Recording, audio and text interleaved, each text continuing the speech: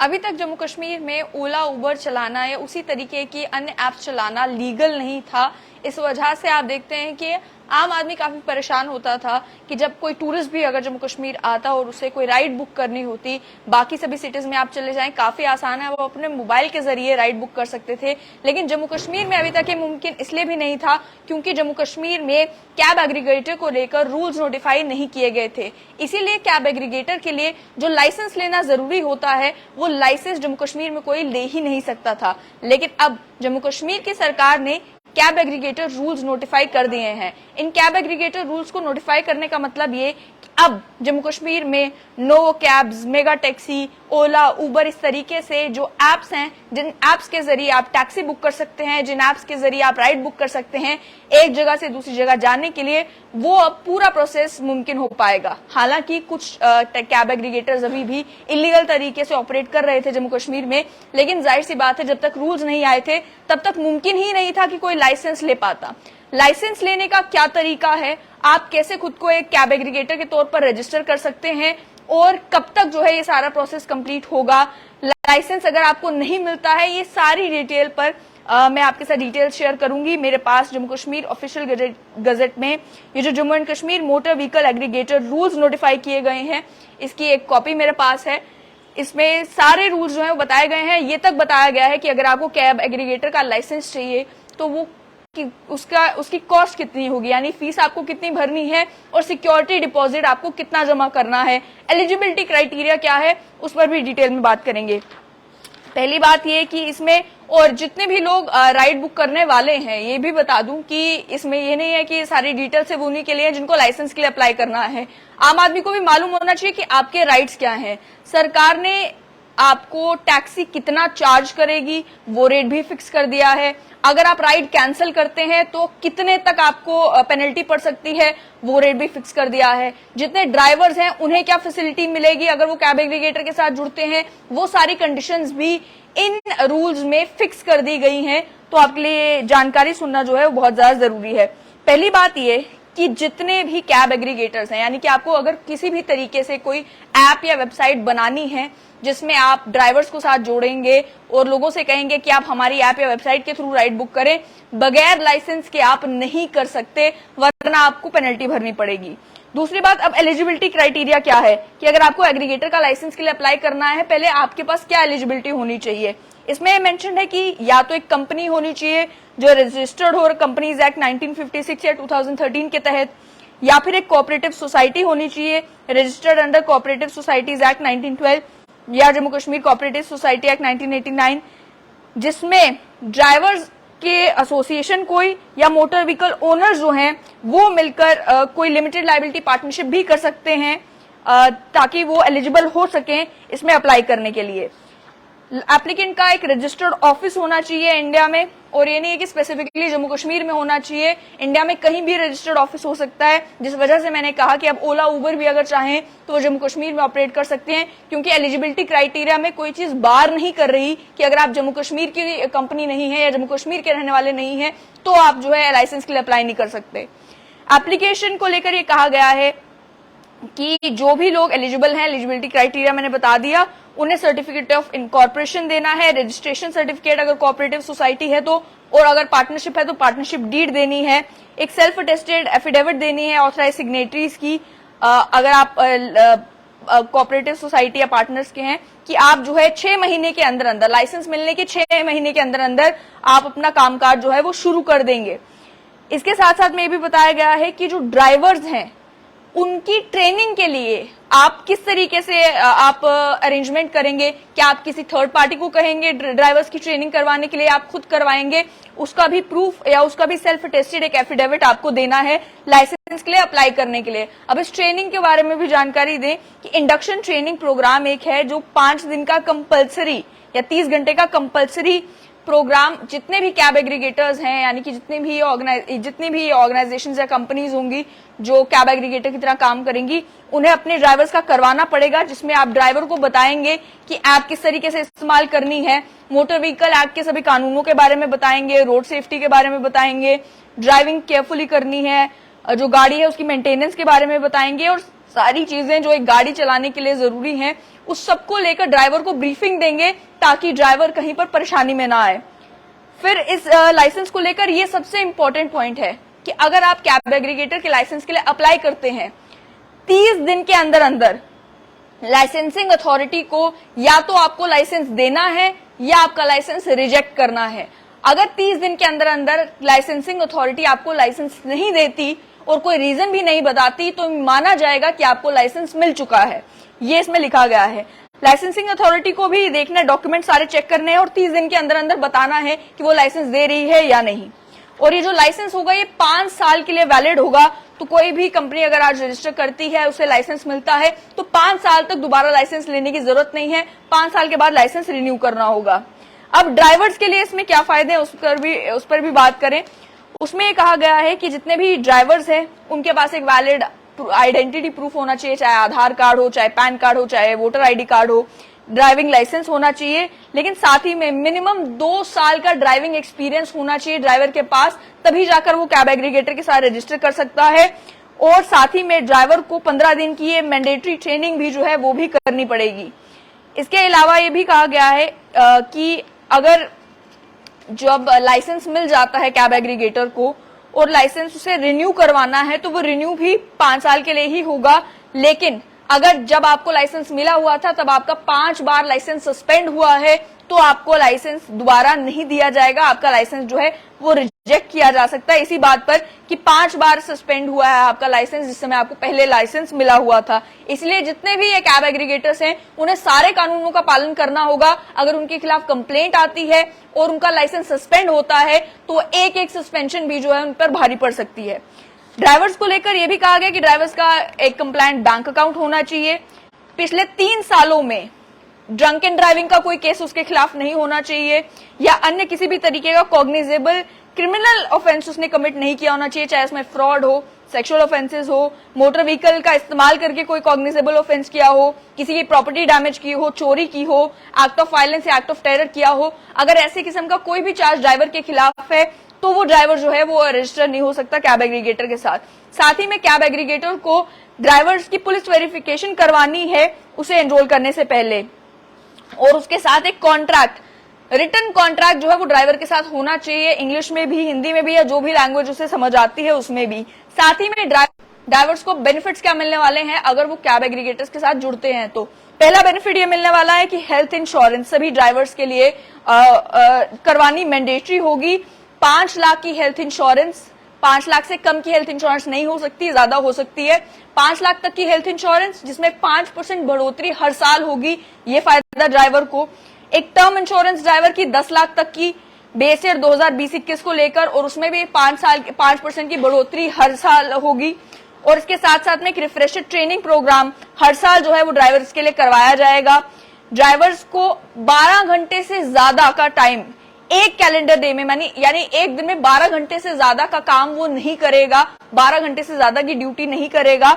और अगर 12 घंटे से ज्यादा का कोई ड्यूटी करनी पड़ जाती है तो उसे 10 घंटे की फिर ब्रेक दी जाएगी। ये इसी चीज को इंश्योर करने के लिए, क्योंकि कई बार आप देखते हैं कि ड्राइवर्स को जो नाइट ड्यूटी करते हैं या लगातार गाड़ी ड्राइव कर रहे होते हैं, कई बार उन्हें नींद आ जाती है या थकान इतनी हो गई होती है जिसकी वजह से एक्सीडेंट हो सकते हैं। तो उसे अवॉइड करने के लिए 12 घंटे की से ज्यादा की शिफ्ट जो है किसी ड्राइवर की नहीं होगी। अगर होगी तो 10 घंटे की ब्रेक उसे मैंडेटरी देनी पड़ेगी। यह भी कहा गया कि अगर एक ड्राइवर 2-3 एग्रीगेटर्स के साथ जुड़ा हुआ है, यानी ओला के साथ भी है, उबर के साथ भी है, नोवो कैब के साथ भी है, मेगा टैक्सी के साथ भी है, 4 एग्रीगेटर एप्स के साथ जुड़ा हुआ है, तो एग्रीगेटर की जिम्मेदारी ये बनती है कि आप ये इंश्योर करें कि एक ड्राइवर जो है वो एक दिन में 12 घंटे से ज्यादा गाड़ी ड्राइव नहीं कर रहा हो।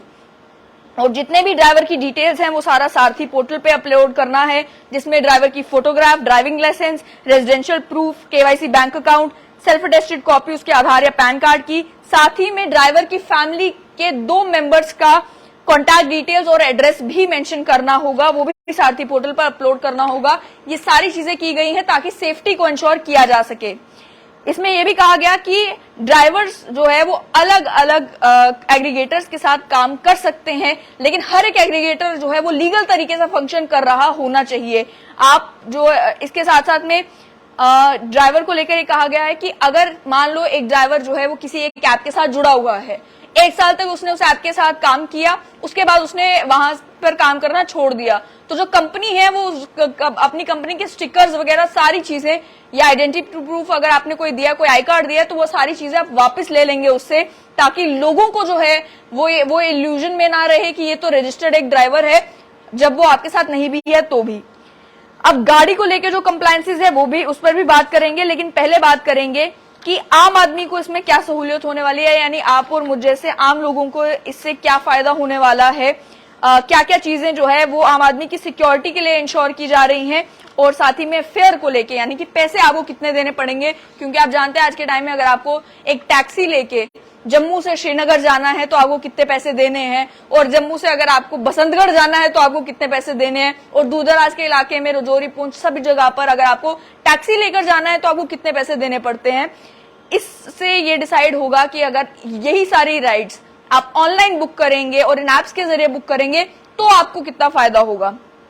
पहली बात, सेफ्टी को लेकर ये कहा गया कि गाड़ी में जीपीएस इंस्टॉल्ड होना चाहिए, और साथ ही में जो ड्राइवर होगा, जो रूट उसको दिया जाएगा ऐप के जरिए, वही रूट पे उसे चलना पड़ेगा। और वुमेन एम्प्लॉयज की और ड्राइवर्स की सेफ्टी के लिए आपको sexual harassment of women at work place act की कंप्लायंस भी करनी पड़ेगी। साथ ही में ये भी इंश्योर करना होगा, जैसे ऑल ओवर में होता भी है, कि अगर आप कोई राइड बुक कर रहा है तो ड्राइवर की आइडेंटिटी जो राइडर है उसे शो की, जो पैसेंजर है उसे शो की जाए, बताया जाए कि आपका ड्राइवर कौन है, ताकि वेरिफिकेशन के लिए जो है उसे उसकी मदद हो सके। और ओटीपी या किसी तरीके का वेरिफिकेशन का एक प्रोसेस भी आपको इंश्योर करना है। साथ ही में ये कहा गया कि रेगुलेशन ऑफ फेयर्स, अब पैसे कितने चार्ज किए जाएंगे। सिटी टैक्सी फेयर को लेकर ये कहा गया कि होलसेल प्राइस इंडेक्स जो करंट साल का, जिस भी साल का होगा, उसे बेस फेयर लिया जाएगा, और उसके बाद बेस मिनिमम फेयर जो कस्टमर से लिया जाएगा वो मिनिमम 3 किलोमीटर के लिए लिया जाएगा, ताकि डेड माइलेज होगा या कोई भी डिस्टेंस आप ट्रैवल करेंगे या फ्यूल जो यूज होगा, 3 किलोमीटर तक का जो बेस फेयर बनता है होलसेल प्राइस इंडेक्स के हिसाब से, वो आप चार्ज कर सकते हैं। लेकिन जहां पर आपकी राइड जो है वो लेस देन 3 किलोमीटर है, तब तो आप चार्ज कर सकते हैं बेस प्राइस जो है वो 3 किलोमीटर के हिसाब से। लेकिन अगर आपकी राइड लंबी है, लॉन्ग डिस्टेंस की है, तो आप डेड माइलेज चार्ज नहीं करेंगे, यानी कि आप 3 किलोमीटर वाला बेस प्राइस यूज नहीं करेंगे, आप डेड माइलेज उससे चार्ज नहीं करेंगे अगर वो लॉन्ग रूट पे जा रहा है। एग्रीगेटर जो है 50% लोअर तक बेस फेयर से चार्ज कर सकता है, और maximum search pricing 1.5 times base fare का रखा गया है। इसमें इंश्योर किया जाएगा कि जितने भी मार्केट में रेट चल रहा है उसके हिसाब से और फ्यूल की यूजेज के हिसाब से आप चार्ज करें, और इसमें भी 80% जो भी आपको राइड का पैसा मिलता है वो ड्राइवर का, और बाकी जो है फिर एग्रीगेटर देख सकता है कि उसे टैक्सेस में कितना जाएगा, एग्रीगेटर कितना रखेगा। लेकिन 80% जो भी कमाई होगी वो ड्राइवर को मिलनी चाहिए, ये इसमें लिखा गया है। ईच एंड एवरी राइड की जितनी भी 80% कमाई होगी वो ड्राइवर को मिलेगी। इसके साथ ये भी कहा गया है कि मोटर कैब्स की जहां तक ताल्लुक है, फेयर रेगुलेशन रूल 14 में मोटर कैब्स के ऊपर जो 4 मीटर ऑफ लेंथ से ज्यादा नहीं है, 1500 सीसी डीजल या पेट्रोल की इंजन कैपेसिटी से कम है, उनके ऊपर ये रूल 14 अप्लाई नहीं होगा, ये भी कहा गया है। एग्जेम्पशन भी रूल 14 का ये है कि अगर आपकी इलेक्ट्रिक व्हीकल है, इलेक्ट्रिक गाड़ी है, या वो गाड़ियां जो वुमेन ड्राइवर्स के द्वारा चलाई जा रही हैं या ट्रांसजेंडर ड्राइवर्स के द्वारा चलाई जा रही हैं, या एंटायर फ्लीट जिस भी एग्रीगेटर की इलेक्ट्रिक होगी, यानी कि कैब एग्रीगेटर है उसकी जितनी भी गाड़ियां उसके साथ रजिस्टर्ड है सारी की सारी इलेक्ट्रिक है, तो उसके ऊपर ये रूल 14 ये फेयर प्राइस जो है उसके ऊपर चार्ज नहीं होगा। और एंटायर फ्लीट ऑफ व्हीकल्स, यानी कि जितनी भी गाड़ियां एक एग्रीगेटर के पास है, अगर उसमें से 25% महिलाएं ड्राइवर कर जो है वो महिला ड्राइवर चला रही हैं, तो भी उनके ऊपर ये बेस प्राइस जो है वो लागू नहीं होगा, क्योंकि ये स्पेशल चीजें की गई हैं ताकि ज्यादा से ज्यादा कैब एग्रीगेटर्स इंसेंटिवाइज हों और वो महिला ड्राइवर रखें, महिलाओं की सुरक्षा को ध्यान में रखते हुए, और वो इलेक्ट्रिक व्हीकल्स यूज करें एनवायरमेंट को ध्यान में रखते हुए। राइड कैंसिलेशन पर, यानी कि आप राइड बुक करते हैं, ड्राइवर अपने एंड से राइड कैंसिल कर देता है, तो कितनी पेनल्टी पड़ेगी। इसमें कहा गया कि एक penalty 10% of the total fair not exceeding ₹100, यानी कि जितने भी फेयर की जितनी भी राइड की कॉस्ट थी, यानी कि किसी ने मान लो 500 रुपए की राइड बुक की, उसका 10% तक आप चार्ज कर सकते हैं, लेकिन आप 100 रुपए से ज्यादा राइड कैंसिलेशन का चार्ज नहीं ले सकते अगर ड्राइवर कैंसिल करता है। वैसे ही अगर राइडर, यानी कि मैंने राइड बुक की और मैंने राइड कैंसिल कर दी, बगैर किसी रीजन के, विदाउट एनी वैलिड रीजन, तो मुझसे भी 100 रुपए से ज्यादा पेनल्टी नहीं ली जा सकती 10% टोटल फेयर का, या फिर 100 रुपए से कम, 100 रुपए से ज्यादा आप चार्ज नहीं कर सकते। इसके साथ साथ में आपको ये बताएं कि सस्पेंशन यानी कौन से ऐसे कारण है जिसकी वजह से एक एग्रीगेटर का लाइसेंस सस्पेंड हो सकता है, और सस्पेंशन का क्या इम्पैक्ट जो है वो कैब एग्रीगेटर के ऊपर पड़ेगा, चाहे ओला हो, उबर हो, नोवो कैब्स हो, मेगा टैक्सी हो, या और कोई नए कैब एग्रीगेटर अगर मार्केट में फंक्शन कर रहे हैं तो उनके ऊपर। ये कहा गया कि सुओ मोटो यानी कि लाइसेंसिंग अथॉरिटी या तो खुद एक्नॉलेज करे, या अगर कोई कंप्लेंट करता है कि एग्रीगेटर जो है वो किसी ना किसी कानून का उल्लंघन कर रहा है, या ड्राइवर्स को लेकर जो कानून बनाया है उसका उल्लंघन कर रहा है, या प्राइस सही चार्ज नहीं कर रहा, या कोई और वायलेशन अगर कर रहा है, 15 दिन का समय दिया जाएगा एग्रीगेटर को कि आप अपनी बात जो है वो लाइसेंसिंग अथॉरिटी के सामने रखें, या उसके बाद जो है 10 दिन तक या 6 महीने तक उसका लाइसेंस सस्पेंड भी किया जा सकता है, अगर लाइसेंसिंग अथॉरिटी को लगता है कि जो रीजन बताया जा रहा है, जो जवाब दिया जा रहा है वो सफिशिएंट नहीं है। अगर कोई सिस्टमिक फेलियर होता है राइडर की यानी कि पैसेंजर की या ड्राइवर की सेफ्टी को इंश्योर नहीं किया जाता किसी सिस्टमिक फेलियर की वजह से, उसकी वजह से भी जो है लाइसेंस सस्पेंड हो सकता है। रेटिंग्स, जो ड्राइवर की रेटिंग्स आप डालेंगे कि 2 स्टार है, 3 स्टार है, उसे ध्यान में रखते हुए ये भी कहा गया कि अगर एक ड्राइवर को बार बार 2 स्टार मिल रहे हैं तो आप उसकी ट्रेनिंग दोबारा करवाएं, उसे दोबारा से सिखाएं कि क्या परेशानी आ रही है। फाइनेंशियल इनकंसिस्टेंसीज यानी कि जो आप रिकॉर्ड्स मेंटेन कर रहे हैं या जो फेयर चार्ज कर रहे हैं उसमें अगर फाइनेंशियल इनकंसिस्टेंसीज होती है तो भी आपका लाइसेंस सस्पेंड हो सकता है। उसके अलावा आप कोई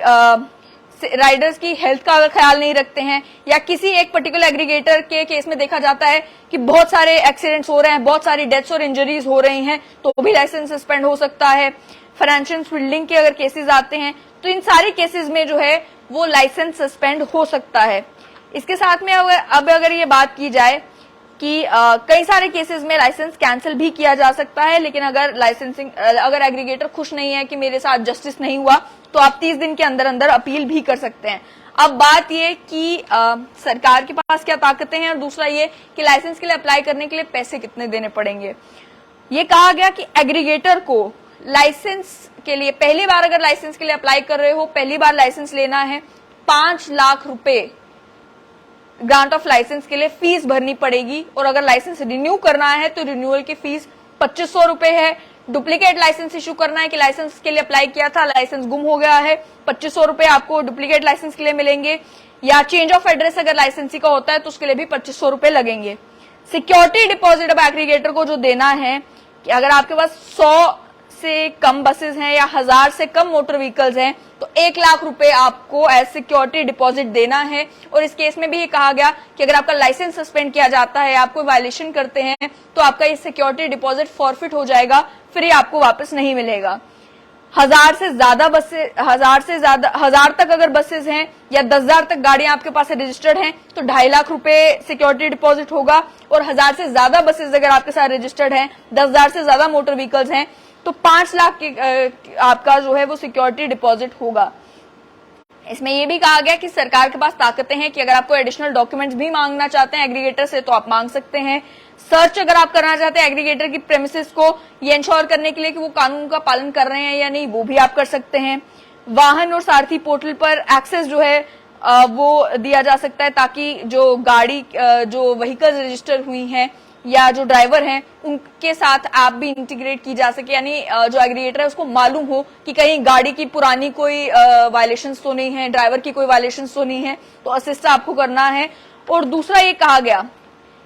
कि Jammu Kashmir taxi aggregator rules 2020 जो इससे पहले एग्जिस्ट कर रहे थे उन्हें रिपील कर दिया जाता है, और notwithstanding such repeal any action taken under the rule so repeal shall be deemed to have taken under to corresponding provision of these rules, यानी जो बाद में कानून आए हैं उसके तहत किया गया माना जाएगा। तो अब लेकिन शॉर्टकट में बात यही कि हालांकि मैंने डिटेल सारी बता दी कि ये जो नए रूल्स आए हैं इनमें क्या कुछ लाइसेंस अप्लाई करने के लिए आपको देना पड़ेगा, और साथ ही में आम लोगों के लिए क्या फायदा होगा। 3 फायदे तो जरूर होंगे। पहला ये कि अगर आपको कहीं भी जाना है, चाहे इंटर डिस्ट्रिक्ट जाना है, इंटर स्टेट जाना है, जब लाइसेंसेस मिल जाएंगे इन सभी एप्स को, इन कैब एग्रीगेटर्स को, तो आपके लिए आना जाना आसान हो जाएगा क्योंकि आप ऑनलाइन जो है राइड्स बुक कर पाएंगे। और प्राइसेस भी जो देखने को मिला है कि जब कंपटीशन मार्केट में होता है तो जरूर जो पैसे हैं वो कम खर्चने पड़ते हैं, आम आदमी को काफी सहूलियत मिलती है। और तीसरा ये कि राइड कैंसिलेशन को लेकर भी फिक्स कर दिया गया है कि राइड कैंसिलेशन के भी 100 से ज्यादा चार्जेस आपसे नहीं मांगे जा सकते,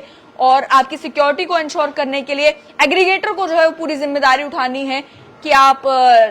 अवेयर करते रहें अपने ड्राइवर्स को कि किस तरीके से आप आम लोगों की सिक्योरिटी भी इंश्योर करें और आप कानूनों का भी पालन करें। देखना ये होगा लेकिन कि नोवो कैब्स या मेगा टैक्सी या ऐसी कुछ और कैब एग्रीगेटर्स तो हैं जो इंतजार में थे कि कब लाइसेंसिंग को लेकर रूल्स बने, कब हम अप्लाई करें और कब फंक्शन करना शुरू करें। हालांकि जैसे मैंने कहा कि जम्मू कश्मीर में कुछ ऐसे एग्रीगेटर्स थे जो पहले भी फंक्शन कर रहे थे बगैर लाइसेंस के, लेकिन वो पूरा का पूरा प्रोसेस इलीगल था। अब वो लीगली फंक्शन कर पाएंगे। देखना ये होगा कि ओला, उबर जैसी बड़ी कंपनीज जो हैं क्या वो भी जम्मू कश्मीर में ऑपरेट करती हैं या नहीं, जम्मू कश्मीर में आने का इंटरेस्ट लेती हैं या नहीं। कानूनी दरवाजे तो खुल चुके हैं, अब लीगल है उनके लिए, अगर वो लाइसेंस के लिए अप्लाई करना चाहते हैं तो अप्लाई कर सकते हैं, लेकिन वो आएंगे नहीं आएंगे ये आने वाला वक्त बताएगा।